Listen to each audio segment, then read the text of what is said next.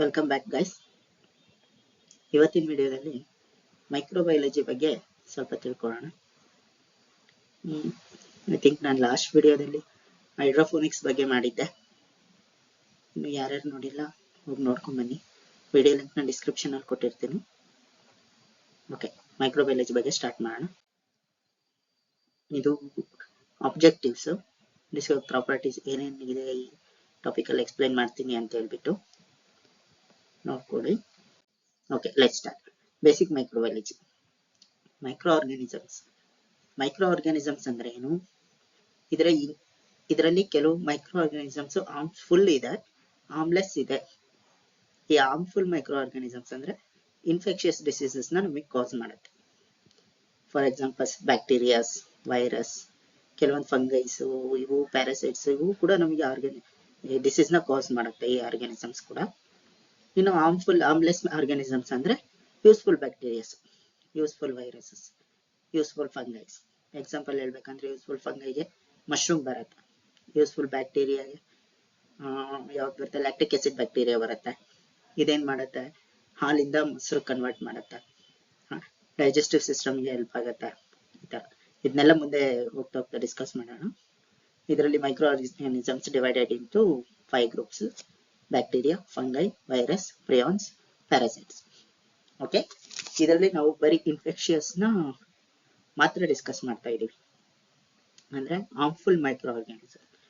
ಈಗ harmless and useful micro organisms ಬಗ್ಗೆ video ಬೇಕಂದ್ರೆ ಕಾಮೆಂಟ್ ಮಾಡಿ. ನೆಕ್ಸ್ಟ್, ಪ್ಯಾಥೋಜೆನಿಸಿಸ್ ಅಂಡ್ ಇನ್ಫೆಕ್ಷನ್ ಬಗ್ಗೆ ನೋಡೋಣ. ಈ infection and pathogenesis, when microbes find a new host and start to multiply, called colonization. ಅಂದ್ರೆ ಒಂದು ಮೈಕ್ರೋಬ್ಸ್ ಇದೆ, ಅದು ಒಂದು ಹೋಸ್ಟ್ ಒಳಗಡೆ ಹೋಗ್ಬಿಟ್ಟು ಅದನ್ನ ಇನ್ಫೆಕ್ಟ್ ಮಾಡಿ ಅಲ್ಲಿ ಮಲ್ಟಿಪ್ಲೈ ಆಗಲಿಕ್ಕೆ ಸ್ಟಾರ್ಟ್ ಮಾಡ್ತಾರೆ. ಐ ಮೀನ್ ಗ್ರೋತ್ ಆಗ್ಲಿಕ್ಕೆ, ಡಿವೈಡ್ ಆಗ್ಲಿಕ್ಕೆ, ಅದು ರಿಪ್ರೊಡಕ್ಷನ್ ಸ್ಟಾರ್ಟ್ ಮಾಡುತ್ತೆ. ಅದನ್ನ ಕೊಲೊನೈಸೇಷನ್ ಅಂತ ಕರೀತಾರೆ. So next, balance can develop between colonised microbes and humans, will lead to so called normal flora. Balance ಅಂದ್ರೆ ಮೈಕ್ರೋಬ್ಸ್ ಮತ್ತೆ ಹ್ಯೂಮನ್ಸ್ ಎರಡೂ ಬ್ಯಾಲೆನ್ಸ್ಡ್ ಆಗಿ ಇರಬೇಕು. ಈಗ ಮೈಕ್ರೋಬ್ಸೇ ಇಲ್ಲ ಅಂದ್ರೆ ನಾವು ಎಕಾಲಜಿಕಲ್ ಸಿಸ್ಟಮ್ ಅಲ್ಲಿ ಲಿವ್ ಮಾಡಕ್ ಆಗಲ್ಲ. ಒಂದು ಫುಡ್ ಚೈನ್ ಅಂತ ಇರುತ್ತೆ, ಅದು ಕೂಡ ಎಲ್ಲ ಬ್ಯಾಲೆನ್ಸ್ಡ್ ಆಗಿರ್ಬೇಕು. ಫಾರ್ ಎಕ್ಸಾಂಪಲ್ ಒಂದು ಫಾರೆಸ್ಟ್ ಅಂದ್ರೆ ಅದರಲ್ಲಿ ಹುಲಿ ಮಾತ್ರ ಇದ್ರೆ ಆಗಲ್ಲ, ಜಿಂಕೆನೂ ಇರ್ಬೇಕು, ಬೇರೆ ಎಲ್ಲಾ ತರ ಪ್ರಾಣಿ, ಪ್ಲಾಂಟ್ಸ್ ಎಲ್ಲಾನು ಇರ್ಬೇಕು. ಈ ತರ ಬ್ಯಾಲೆನ್ಸ್, ಇದನ್ನ ನಾರ್ಮಲ್ ಫ್ಲೋರಾ ಅಂತೀವಿ. Okay, next, if microbes cause a disease is called an infection. ಒಂದು ಮೈಕ್ರೋಬ್ ಒಬ್ಬರಿಗೆ ಡಿಸೀಸ್ ನ ಕಾಸ್ ಮಾಡುತ್ತೆ ಅಂದ್ರೆ ಅದನ್ನ ಇನ್ಫೆಕ್ಷನ್ ಅಂತ ಕರೀತಾರೆ. Next, a source of microbes patient's own flora, called endogenous infection. Source of microbe is patient's own flora. ಅಂದ್ರೆ ಒಂದು ಪೇಷಂಟ್ ಒಳಗಡೆಯಿಂದ ಮೈಕ್ರೋಬ್ ಕೊನೆಗೆ ಕಾಸ್ ಮಾಡಿದ್ರೆ ಅದನ್ನ ಎಂಡೋಜಿನಿಯಸ್ ಇನ್ಫೆಕ್ಷನ್ ಅಂತ ಕರೀತಾರೆ. ಅಂದ್ರೆ ಅದು ಯಾವುದೇ ಔಟ್ಸೈಡ್ ಇಂದ ಬಂದಿರಲ್ಲ, ಒಳಗಡೆಯಿಂದಾನೇ ಅದು ಏನಂತಾರೆ ಮ್ಯುಟೇಟ್ ಆಗ್ಬಿಟ್ಟು ಆ ಪೇಷಂಟ್ಗೆ ಡಿಸೀಸ್ ನ ಕಾಸ್ ಮಾಡುತ್ತೆ, ಇನ್ಫೆಕ್ಷನ್ ನ ಕಾಸ್ ಮಾಡುತ್ತೆ. ಅದನ್ನ ಎಂಡೋಜಿನಸ್ ಇನ್ಫೆಕ್ಷನ್ ಅಂತ ಕರೀತಾರೆ. Source of microbes from outside the source ಅಂತ. ಅಂದ್ರೆ ಈಗ ಫಾರ್ ಎಕ್ಸಾಂಪಲ್ ಯಾವ್ದಾದ್ರು ಬ್ಯಾಕ್ಟೀರಿಯಾ ಆಗಿರ್ಬೋದು, ವೈರಸ್ ಆಗಿರ್ಬೋದು, ಔಟ್ಸೈಡ್. ಈಗ ಕೊರೋನಾ ಬಂತು, ಅದೆಲ್ಲಿಂದ ಬಂತು ಅದು ಯಾರಿಗೂ ಗೊತ್ತಿಲ್ಲ, ಅದು ಯಾವ್ದೋ ಲ್ಯಾಬ್ ಇಂದ ಬಂತು, ಚೀನಾದಿಂದ ಬಂತು ಅಂತ ಹೇಳ್ತಾರೆ. ಅದಿನ್ನು ಕನ್ಫರ್ಮೇಶನ್ ಸಿಗ್ತಾ ಇಲ್ಲ, ಇನ್ನು ಇನ್ವೆಸ್ಟಿಗೇಷನ್ ನಡೀತಾ ಇದೆ ಅಂತ ಹೇಳ್ತಾರೆ. ಅದ್ರ ಬಗ್ಗೆ ನಂಗೆ ಕ್ಲಾರಿಟಿ ಇಲ್ಲ. ಅದು ಔಟ್ಸೈಡ್ ಇಂದ ಒಂದು ಪೇಷಂಟ್ ಒಳಗಡೆ ಹೋಗಿ ಇನ್ಫೆಕ್ಷನ್ ಕಾಸ್ ಮಾಡಿ, ಇದನ್ನ ಎಕ್ಸೋಜಿನಸ್ ಇನ್ಫೆಕ್ಷನ್ ಅಂತ ಹೇಳ್ತಾರೆ. Okay, let's move to the next slide. Micro organisms transmission, spread to a new host from another human, animal or environment. Transmission direct indirect, ಇವೆಲ್ಲ ನಿಮ್ಗೆ ಗೊತ್ತಾ ಇರುತ್ತೆ. ಮೈಕ್ರೋ ಆರ್ಗಾನಿಸಮ್ ಹೇಗೆ ಟ್ರಾನ್ಸ್ಫಾರ್ಮ್ ಆಗುತ್ತೆ ಅಂತ, ಒಬ್ಬರಿಂದ ಒಬ್ಬರಿಗೆ ಟ್ರಾನ್ಸ್ಫರ್ ಆಗುತ್ತೆ. Environment, air, water, food, live vectors, mosquitoes, ಇದರಿಂದ ಈಗ ಡೆಂಗ್ಯೂ ವೈರಸ್ ನೋಡ್ಬೋದು, ಮಸ್ಕಿಟೋಸ್ ಇಂದ ಕಾಸ್ ಆಗುತ್ತೆ. ಮಲೇರಿಯಾ ಮಸ್ಕಿಟೋಸ್ ಇಂದ ಬರುತ್ತೆ. ಕೊರೋನಾ ಅದು ಏರ್ ಇಂದನೂ ಕಾಸ್ ಆಗುತ್ತೆ ಒಬ್ಬರಿಂದ ಒಬ್ಬರಿಗೆ. ನೆಕ್ಸ್ಟ್, ವಾಟರ್ ಇಂದನೂ ಸ್ವಲ್ಪ ಮೈಕ್ರೋ ಆರ್ಗಾನಿಸಮ್ ಇನ್ಫೆಕ್ಟ್ ಮಾಡ್ತವೆ. ನಾವು ತಿನ್ನುವಂತ ಫುಡ್ ಅಲ್ಲಿ ಈ ತರ ಎಲ್ಲ ಕಾಸ್ ಮಾಡುತ್ತೆ. ನೆಕ್ಸ್ಟ್ ಬಂದ್ಬಿಟ್ಟು ಬ್ಯಾಕ್ಟೀರಿಯಾ ಬಗ್ಗೆ ಸ್ವಲ್ಪ ತಿಳ್ಕೊಳ್ಳೋಣ. ಬ್ಯಾಕ್ಟೀರಿಯಾ ಅನ್ನೋದು prokaryotic organism. Prokaryotic organism, eukaryotic organism ಅಂತ ಡಿವೈಡ್ ಮಾಡ್ತೀವಿ. ಯುಕ್ಯಾರಿಯೋಟಿಕ್ ಅಂದ್ರೆ ಐಆರ್ ಆರ್ಗಾನಿಸಮ್ ಅಲ್ಲಿ ನೋಡ್ಬೋದು ನಾವು. ಇದು ಪ್ರೊಕ್ಯಾರಿಯೋಟಿಕ್ ಆರ್ಗಾನಿಸಮ್ ಬ್ಯಾಕ್ಟೀರಿಯಾ ಅನ್ನೋದು. ಓಕೆ, ಇದು prokaryotic organism. Genetic material transfer vertically and horizontally between different bacteria. ಈ ರಿಪ್ರೊಡಕ್ಷನ್ ಬಗ್ಗೆ ನೀವು ಬ್ಯಾಕ್ಟೀರಿಯಾ ರಿಪ್ರೊಡಕ್ಷನ್ ಬಗ್ಗೆ ಓದಿದ್ರೆ ನಿಮ್ಗೆ ಚೆನ್ನಾಗಿ ಅರ್ಥ ಆಗುತ್ತೆ. ಈ ಕಾಂಜುಗೇಷನ್, ಟ್ರಾನ್ಸ್ಫಾರ್ಮೇಶನ್, ಟ್ರಾನ್ಸ್ಡಕ್ಷನ್, ಇದ್ರ ಬಗ್ಗೆ. ಹೆಂಗೆ ಅಂದ್ರೆ ಜೆನೆಟಿಕಲ್ ಮೆಟೀರಿಯಲ್ ಒಂದು ಬ್ಯಾಕ್ಟೀರಿಯಾ ಸೆಲ್ಗೆ ಅಟ್ಯಾಕ್ ಆಯ್ತು ಅಂದ್ರೆ ಅದರಲ್ಲಿರೋ ಜೆನೆಟಿಕ್ ಮೆಟೀರಿಯಲ್ ಟ್ರಾನ್ಸ್ಫರ್ ಮಾಡೋ ಮುಖಾಂತರ ಅದು ಗ್ರೋ ಆಗುತ್ತೆ, ಅದ್ರ ರಿಪ್ರೊಡಕ್ಷನ್ ಕಾಸ್. ಸಮ್ ಬ್ಯಾಕ್ಟೀರಿಯಾಸ್ ಆರ್ ಮೆಡಿಸಿನ್ಗೆ ರೆಸಿಸ್ಟೆಂಟ್ ಆಗ್ತವೆ, ಅದಕ್ಕೆ ಬೇರೆ ತರನೇ ಟ್ರೀಟ್ ಮಾಡ್ತೀವಿ. ನೆಕ್ಸ್ಟ್ ಫಂಗೈ ಬಗ್ಗೆ. ಫಂಗೈ ಅಂದ್ರೆ ಯುನಿಸೆಲ್ಯುಲರ್, ಸಮ್ ಆರ್ ಮಲ್ಟಿಸೆಲ್ಯುಲರ್ ಇರ್ತವೆ. ಇವು ಸೆಕ್ಷುಯಲಿ ರಿಪ್ರೊಡಕ್ಷನ್ ಮಾಡ್ತವೆ ಅಂಡ್ ಸೆಕ್ಷುಯಲ್ ಕೂಡ ಮಾಡ್ತವೆ.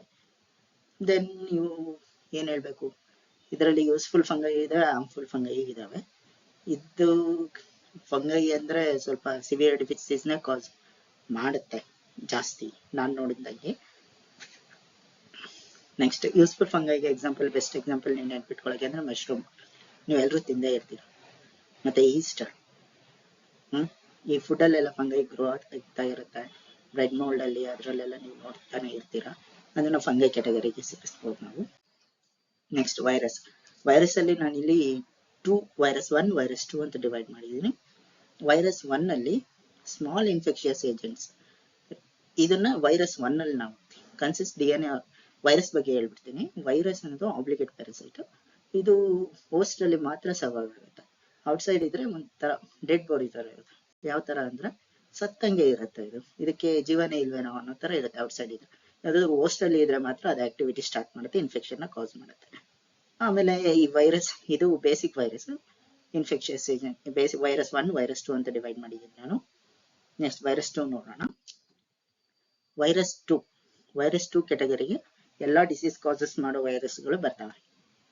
ಏನಂದ್ರೆ ಇವು ಹೋಸ್ಟ್ ಒಳಗಡೆ ಎಂಟರ್ ಆಗ್ಬಿಟ್ಟು ಅದರಲ್ಲಿ ಸೆಲ್ ಒಳಗಡೆ ಅದು ಗ್ರೋತ್ ನ ಸ್ಟಾರ್ಟ್ ಮಾಡಿ ಡಿಸೀಸ್ ನ ಕಾಸ್ ಮಾಡ್ತವೆ.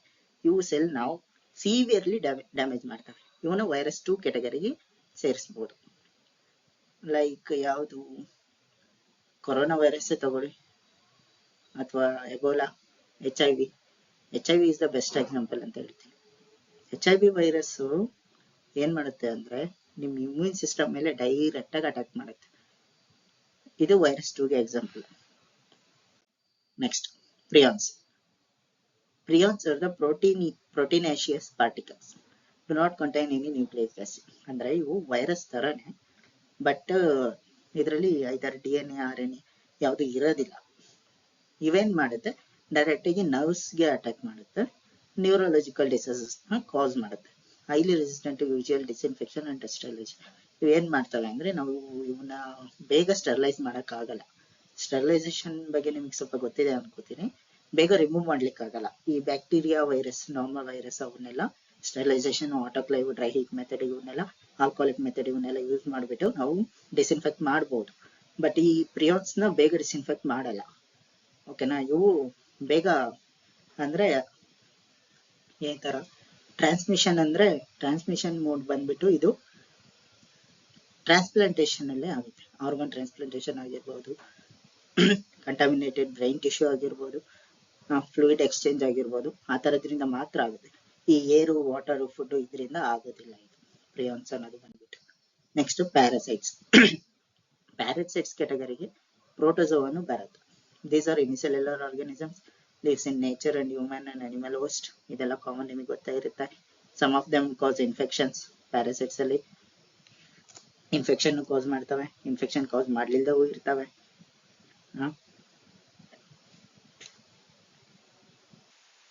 ಈ ಪ್ಯಾರಾಸೈಟ್ಸ್ ಹೇಗೆ ಅಂದ್ರೆ ವಾರ್ಮ್ ಕ್ಲೈಮೇಟ್ ಅಲ್ಲಿ ಜಾಸ್ತಿ ಆಕ್ಟಿವ್ ಆಗ್ತವೆ, ಅಂದ್ರೆ ಸಿವಿಯರ್ ಡಿಸೀಸ್ ನ ಕಾಸ್ ಮಾಡ್ತವೆ. ಪ್ಯಾರಾಸೈಟ್ಸ್ ಗೆ ಬೆಸ್ಟ್ ಎಕ್ಸಾಂಪಲ್ ಅಂದ್ರೆ ಮಲೇರಿಯಾ ಅಂತ ಹೇಳ್ಬೋದು. ಮಲೇರಿಯಾ ಪ್ಯಾರಾಸೈಟ್ಸ್ ನಿಮ್ ಬಾಡಿ ಒಳಗೆ ಎಂಟರ್ ಆದ್ರೆ ಬೇಗ ಹೋಗೋದೇ ಇಲ್ಲ. ಪ್ಯಾರಾಸೈಟ್ಸ್ ಗೆ ಬೆಸ್ಟ್ ಇನ್ಫೆಕ್ಷಸ್ ಡಿಸೀಸ್ ಎಕ್ಸಾಂಪಲ್ ಕೊಡಿ ಅಂತ ಹೇಳಿದ್ರೆ ನೀವು ಮಲೇರಿಯಾ ಅಂತ ಬರೀಬಹುದು. Next role of microbiology laboratory introduction.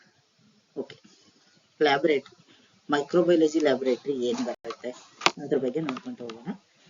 ಈ ಮೈಕ್ರೋಬಯಾಲಜಿ ಅಂದರೆ ಇದರಲ್ಲಿ ಲ್ಯಾಬಲ್ಲಿ ನಾವು ಡಿಸೀಸ್ನ ಡಯಾಗ್ನೋಸಿಸ್ ಮಾಡ್ತೀವಿ. ಇದು ಯಾವ ಥರ ಡಿಸೀಸು, ಏನು ಬ್ಯಾಕ್ಟೀರಿಯಿಂದ ಕಾಸ್ ಆಗಿದೆ, ಇದ್ರ ಕ್ಲಿನಿಕಲ್ ಡಯಾಗ್ನೋಸಿಸ್ನ ನಾವು ಡಿಟೆಕ್ಟ್ ಮಾಡ್ತೀವಿ. Next epidemiological support infection prevention control in searching transmission of HA. ಅಂದರೆ ಎಪಿಡೆಮಾಲಜಿ ಅಂದರೆ ನಿಮ್ಗೆ ಗೊತ್ತಿದೆ, ಸ್ಟಡಿ ಆಫ್ ಡಿಸೀಸಸ್, ಎಲ್ಲಿಂದ ಬಂತು, ಯಾವ ಪ್ಲೇಸಿಂದ ಬಂತು, ಹೇಗೆ ಪ್ರಿವೆಂಟ್ ಮಾಡ್ಬೋದು, ಇದು ಬೇಸಿಕ್ ಫಾರ್ಮ್, ಹೀಗೆ ಯಾವ ಥರ ಬ್ಯಾಕ್ಟೀರಿಯಿಂದ ಇನ್ಫೆಕ್ಟ್ ಮಾಡ್ತಾ ಇದೆ, ಇದನ್ನೆಲ್ಲ ಸ್ಟಡಿ ಮಾಡೋದನ್ನ ನಾವು ಎಪಿಡೆಮಾಲಜಿ ಅಂತ ಹೇಳ್ತೀವಿ. Next microbiology service setup inside the facility. ಇದು ಲ್ಯಾಬ್ ಫೆಸಿಲಿಟಿ ನಿಮ್ಗೆ ಅಷ್ಟೊಂದು ನೀಡಿಲ್ಲ ಅನ್ಕೋತೀನಿ, ನೀವು ಬೇಕಾದ್ರೆ ಒಂದ್ಸಲಿ ಓದ್ಕೊಳ್ಳಿ ಏನೇನು ಲ್ಯಾಬಲ್ಲಿ ನಡೆಯುತ್ತೆ ಅಂತ. ಅದೇ blood examination, blood culture, microbial culture, ಆ ಥರದ್ದೆಲ್ಲ ಸ್ವಾಬ್ ಕಲೆಕ್ಷನ್ನು, ರೆಸ್ಪಿರೇಟರಿ ಸಿಕ್ರೇಷನ್ನು, ಈ ಥರದ್ದೆಲ್ಲ ಲ್ಯಾಬಲ್ಲಿ ಮಾಡ್ತಾರೆ. ನಿಮಗೆ ಬೇಕಂದ್ರೆ ಸಪ್ರೇಟಾಗಿ ನಾನು ಒಂದು ವಿಡಿಯೋ ಮಾಡ್ತೀನಿ. First clinical role diagnosis of infection. ಇದು role of prevention control health care associated infections. ಇದೇನಂದ್ರೆ prevention and control health care associated infection. ಅಂದ್ರೆ ಈ ಹೆಲ್ತ್ ಕೇರ್ ಸಿಸ್ಟಮ್ ಅಲ್ಲಿ role of prevention and control ಅಲ್ಲಿ ಹೆಲ್ತ್ ಕೇರ್ ರೋಲ್ ಏನಿದೆ ಅಂತ ಏನ್ ಮಾಡ್ತಾರೆ ಈ medical outbreak of investigation. ಅಂದ್ರೆ ಯಾವ ರೀತಿ ಕಾಸ್ ಆಯ್ತು, ಇದನ್ನ ಹೇಗ್ ಬ್ರೇಕ್ ಮಾಡ್ಬೇಕು ಸ್ಪ್ರೆಡ್ ಆಗ್ತಿರೋದನ್ನ ಅನ್ನೋದನ್ನ ಇನ್ವೆಸ್ಟಿಗೇಷನ್ ಮಾಡ್ತಾರೆ. ಮತ್ತೆ ಇದನ್ನ ಸರ್ವೈಲೆನ್ಸ್, ಈಗ ಯಾವ ರೀತಿ ಇದು ಕಾಸ್ ಆಗ್ತಾ ಇದೆ, ಏನಾಗ್ತಾ ಇದೆ, ಯಾವ ರೀತಿ ಇದು ಡಿಸೀಸ್ ಸ್ಪ್ರೆಡ್ ಆಗ್ತಾ ಇದೆ ಅನ್ನೋದ್ರ ಮೇಲೆ ಒಂದು ಕಣ್ಣಿಟ್ಟಿರ್ತಾರೆ, ಅದನ್ನ ಸ್ಟಡಿ ಮಾಡ್ತಾರೆ. ಆಮೇಲೆ ಈ ಮೈಕ್ರೋ ಆರ್ಗಾನಿಸಮ್ಸ್ ಬಗ್ಗೆ ರಿಪೋರ್ಟ್ನ ರೆಡಿ ಮಾಡ್ತಾರೆ, ಅದ್ರ ಬಗ್ಗೆ ಅಲರ್ಟ್ನ ಅದೇನೋ ಅಂತಾರಲ್ಲ ಅಲರ್ಟ್ ಆಗಿರ್ತಾರೆ. ಆಮೇಲೆ ಆಂಟಿಬಯೋಟಿಕ್ ಪಾಲಿಸಿ ಡಿಸೈನ್ ಮಾಡ್ತಾರೆ, ಅದಕ್ಕೆ ಬೇಕಾಗಿರುವಂಥ ಡ್ರಗ್ಸ್, ಆಂಟಿಬಯೋಟಿಕ್ಸ್, ಏನ್ ಆಂಟಿಬಯೋಟಿಕ್ಸ್ ಕೊಟ್ರೆ ಅದು ಕಡಿಮೆ ಆಗುತ್ತೆ, ಏನ್ ಆಂಟಿಬಯೋಟಿಕ್ಸ್ಗೆ ಅದು ರೆಸಿಸ್ಟೆನ್ಸ್ ಆಗಿರುತ್ತೆ, ಆ ಥರ ಎಲ್ಲ ನೋಡಿಕೊಂಡು ಈ ಡ್ರಗ್ಸ್ನ ಮತ್ತೆ ಮೆಡಿಸಿನ್ಸ್ನ ಮ್ಯಾನುಫ್ಯಾಕ್ಚರ್ ಮಾಡ್ತಾರೆ.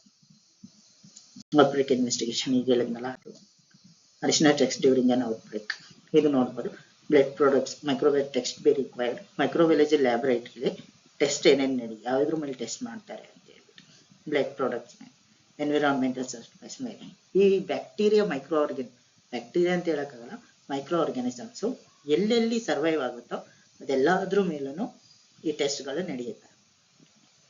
Air, water, blood, hands on personal, ಆಂಟೀರಿಯರ್ನೆಸ್ ಆಫ್ ಪರ್ಸನಲ್, ಈ ಥರ ಎಲ್ಲಾದ್ರೂ ಸರ್ವೈಲೆನ್ಸ್ ಅಂದ್ರೆ ಇದು ಯಾವ ರೀತಿ ಸರ್ವೈವ್ ಮಾಡ್ತಾರೆ ಅಂತ ನೀವು ಬೇಕಾದ್ರೆ ಸ್ಕ್ರೀನ್ಶಾಟ್ ತಗೊಂಡು ನೋಡ್ಕೊಳ್ಳಿ. ಅಲರ್ಟ್ ಆರ್ಗನೈಸೇಷನ್ ಇದೇನಷ್ಟು ಬೇಕಾಗಿಲ್ಲ. ಆಂಟಿಬಯೋಟಿಕ್ ಪಾಲಿಸಿ ಇವೆಲ್ಲ ಡ್ರಗ್ ಡಿಸ್ಕವರಿ ಮತ್ತೆ ಮ್ಯಾನುಫ್ಯಾಕ್ಚರಿಂಗ್ ಟೈಮಲ್ಲಿ ಫಾರ್ಮಾ ಕಂಪ್ನೀಸ್ಗೆ ಬೇಕಾಗತ್ತೆ. ಡಾಟಾ ಇದು ಹೇಳಿದ್ನಲ್ಲ, ಇಷ್ಟು ನಿಮಗೆ ಸ್ಟಡಿ ಪರ್ಪಸ್ ಇದೆಲ್ಲ ನೆಸೆಸರಿ ಇಲ್ಲ. Role in education. Okay, infection prevention staff, how to interpret microbiology reflect charts, other health care workers, specimen collection, transport, interpretation, reports and scientific. Role in education, education system ಅಲ್ಲಿ ಹೇಗೆ microbiology ಒಂದು ರೋಲ್ನ place ಮಾಡುತ್ತೆ ಅಂತ ಹೇಳ್ತಾರೆ. ಏನಂದ್ರೆ infection ಮತ್ತೆ prevention of staff ಮತ್ತೆ ಸ್ಟೂಡೆಂಟ್ಸ್ನು ಅವ್ರನ್ನೆಲ್ಲ ಯೂಸ್ ಮಾಡಿಕೊಂಡು ಈ ಮೈಕ್ರೋಬಯಾಲಜಿ ಬಗ್ಗೆ ಮತ್ತೆ ಡಿಸೀಸ್ ಕಾಸಿಂಗ್ ಆರ್ಗಾನಿಸಮ್ಸ್ ಬಗ್ಗೆ ಅವೇರ್ನೆಸ್ನ ಕ್ರಿಯೇಟ್ ಮಾಡೋದು. Next key points, microbiology not visible to, ಇದನ್ನ ನೋಡ್ಕೊಳ್ಳಿ, ಓದ್ಕೊಳ್ಳಿ. ನೀವು ಮೈಕ್ರೋಬಯಾಲಜಿ ಬಗ್ಗೆ ಏನಾದರೂ ಕ್ವಶನ್ಸ್ ಕೇಳಿದ್ರೆ ಆನ್ಸರ್ ಮಾಡೋಕ್ಕೆ ನಿಮ್ಗೆ ಈಸಿ ಆಗುತ್ತೆ. ಬೇಕಿದ್ರೆ ಸ್ಕ್ರೀನ್ಶಾಟ್ ತಗೊಂಡು ಇಟ್ಕೊಳ್ಳಿ, ರೆಫರೆನ್ಸ್ ಇದು ನಾನು ತಗೊಂಡಿರೋದು.